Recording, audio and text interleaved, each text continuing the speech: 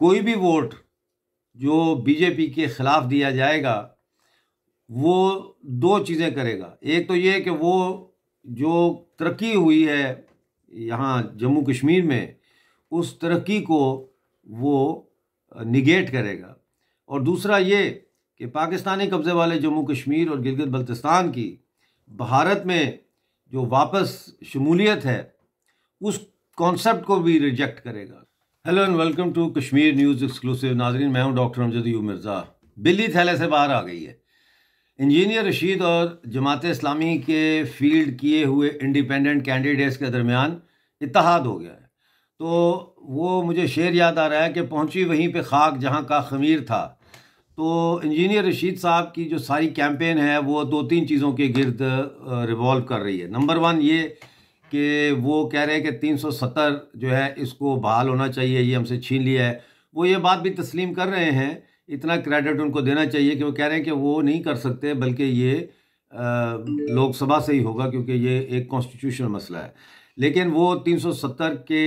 ख़त्म होने, एब्रोगेशन के बाद जो डेवलपमेंट्स हुई हैं और जो कुछ भी कश्मीर में हमने देखा है और ये इलेक्शंस भी हो रहे हैं, इसको वो बिल्कुल उन्होंने रिजेक्ट किया हुआ है, जिससे ये समझ आता है कि वो कश्मीर के अंदर होने वाली जो तरक्की और डेवलपमेंट है उससे सहमत नहीं है। दूसरी बात अब जो वाज़े होकर सामने आ गई है वो ये है कि वो एक ऐसा एजेंडा लेकर उतरे हैं मैदान में जो एक हाइब्रिड सेपरेटिस्ट एजेंडा है, और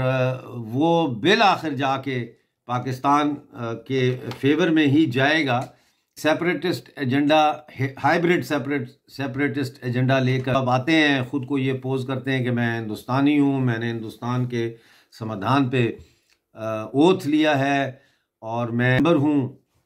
लोकसभा का। अब ये भी वाज़ेह हो जाता है कि जिन कैदियों की वो बात करते हैं कि पहले वो कहते हैं 200-250 कैदी हैं कश्मीर से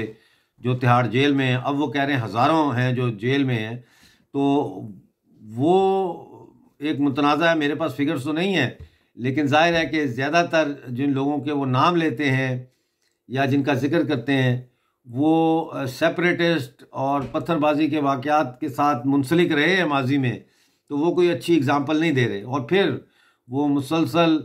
नरेंद्र मोदी जी को जिस तरह से अटैक कर रहे हैं और महबूबा मुफ्ती को और दूसरी पार्टियों को अटैक कर रहे हैं, तो वो अपनी स्पेस बनाना चाह रहे हैं इस इलेक्शन कैंपेन में कि वो सबसे अलग थलग हों और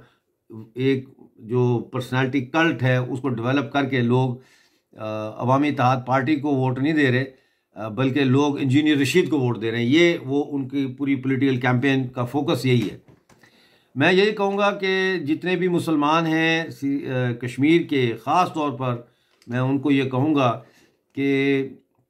बीजेपी ने जिस तरह से कश्मीर में डेवलपमेंट की है, जिस तरह से वो आगे बढ़ रहे हैं कश्मीर को लेकर, कोई भी वोट जो बीजेपी के ख़िलाफ़ दिया जाएगा वो दो चीज़ें करेगा। एक तो ये कि वो जो तरक्की हुई है यहाँ जम्मू कश्मीर में उस तरक्की को वो निगेट करेगा, और दूसरा ये कि पाकिस्तानी कब्ज़े वाले जम्मू कश्मीर और गिलगित बल्तिस्तान की भारत में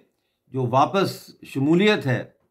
उस कॉन्सेप्ट को भी रिजेक्ट करेगा। क्योंकि बीजेपी के मैनिफेस्टो में ये है कि POJK और गिलगित बल्तिस्तान को भारत का हिस्सा बनाना है ताकि हमारी जो टूटी हुई रियासत है इसको दोबारा से जोड़ा जा सके। तो मैं यही कहूँगा कि बहुत सोच समझ के वोट दें, मज़हब की बुनियाद पर वोट ना दें, बल्कि सियासी प्रोग्राम की बुनियाद पे वोट दें,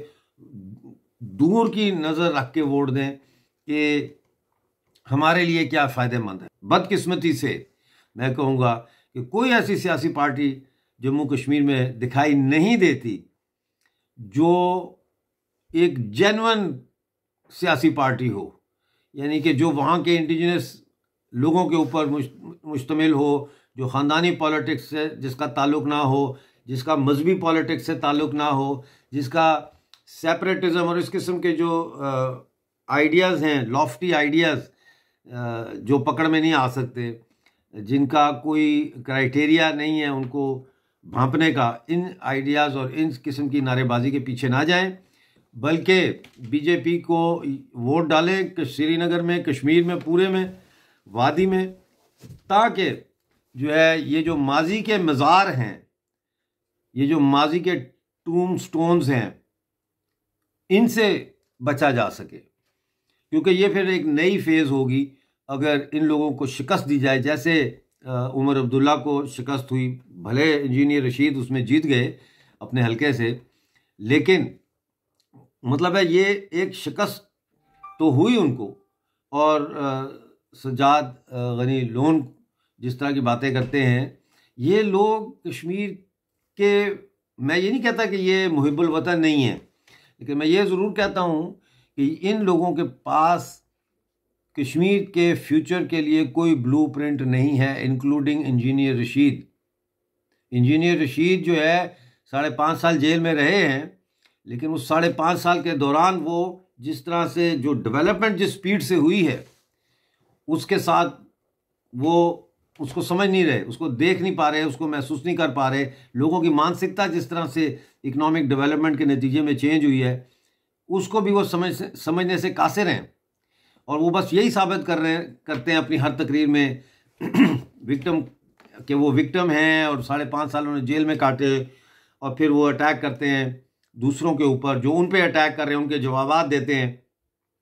लेकिन कश्मीर के इकोनॉमिक प्रोग्रेस के लिए उनके पास कोई प्लान नहीं है। ये बिल्कुल ऐसे ही है जैसे इमरान खान जब इक़्तिदार में आया था और ये कहता था हम ये कर देंगे, और वो इस्लाम का नाम इस्तेमाल करके और इंसाफ, अगेन अनदर लोफ्टी आइडिया, इन चीज़ों को लेके उसने एक यूफोरिया पैदा किया और फिर मिलिट्री की सपोर्ट से वो इक़्तिदार में आया। तो इंजीनियर रशीद और दीगर भी यही कुछ कर रहे हैं, नफ़रत की सियासत कर रहे हैं। इनकी सियासत में कोई प्रोग्रेस का एस्पेक्ट नहीं है। और मैं समझता हूँ कि अगर POJ और गिलगित बल्तिस्तान के मुकदमे को लेकर आगे बढ़ना है तो नेक्स्ट स्टेज उसमें फिर यही है कि जम्मू कश्मीर में BJP की सरकार बने, क्योंकि जम्मू कश्मीर में BJP की सरकार बनेगी तो फिर हमारे पास भी जो POJ और गिलगित बल्तिस्तान के लोग हैं एक चांस होगा कि जम्मू कश्मीर में भी हमारी गवर्नमेंट होगी, BJP की मरकज़ में भी है, तो एक यूनिसन में हम फिर पाकिस्तानी ऑक्युपाइड जम्मू कश्मीर का मुकदमा लेके ना सिर्फ आलमी सतह पे बात करने के काबिल होंगे, बल्कि हम लोकल सतह पे भी, जम्मू कश्मीर असम्बली की सतह पे भी जो है वो इस मसले को हल करने के लिए एक ठोस तरीके से आगे बढ़ सकेंगे। एक फ्रैगमेंटेड मैंडेट जो है वो हमारे जम्मू कश्मीर के लिए अच्छा नहीं होगा। इसलिए सोच समझ के अपना ज़हन करें कि किसको करना है, और मजहबी जुनूनियत और मजहबी जो है ना ये कलमे का रिश्ता और इस किस्म की चीज़ों के फरेब में मत आएँ। इकनॉमिक एंड पॉलिटिकल प्रोग्राम को सामने रखते हुए और इन लोगों का माजी को सामने रखते हुए जो है वो वोट डालें। Thank you very much.